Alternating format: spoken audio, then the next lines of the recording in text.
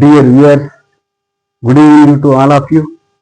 Today I would like to deal with one of the parts of speech, that is adverb.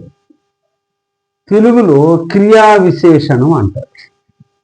యాడ్జెక్టివ్ని విశేషణం అంటే దీన్ని క్రియా విశేషణం అంటే ప్రధానంగా క్రియల గురించి వర్ణిస్తుంటారు. It modifies the meaning of a verb, an adjective or another adverb.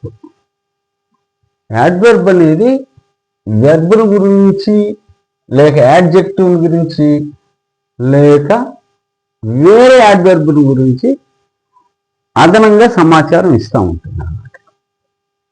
It adds to the meaning అన్నమాట. ఎగ్జాంపుల్ చూడండి, సురేష్ స్పీక్స్ ఇంగ్లీష్ ఫ్లూయెంట్లీ. వెర్బుల గురించి వర్ణిస్తుంది. స్పీక్స్, సురేష్ స్పీక్స్ ఇంగ్లీష్ అంటే పోయింది. ఫ్లూయెంట్లీ ఇది దేని గురించి వర్ణిస్తుంది? వెర్బుల గురించి వర్ణిస్తుంది. అందువల్ల ఇది యాడ్వర్బ్. అట్లే రమేష్ ఈజ్ వెరీ ఇంటెలిజెంట్. ఈ వెరీ అనేది ఇంటెలిజెంట్ అనేటువంటి యాడ్జెక్టివ్ గురించి అదనంగా వర్ణిస్తాం.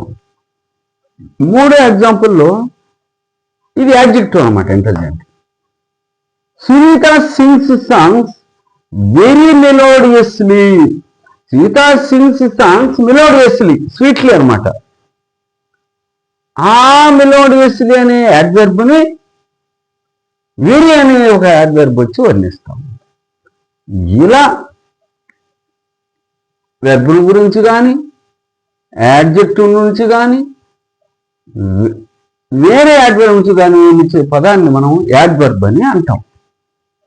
ఇవి మూడు రకాలు broadly speaking. Simple adverbs, interactive adverbs, relative adverbs. వీటి నుంచి తర్వాత వీడియోలో చూస్తాం. Thank you very much for ever being with me.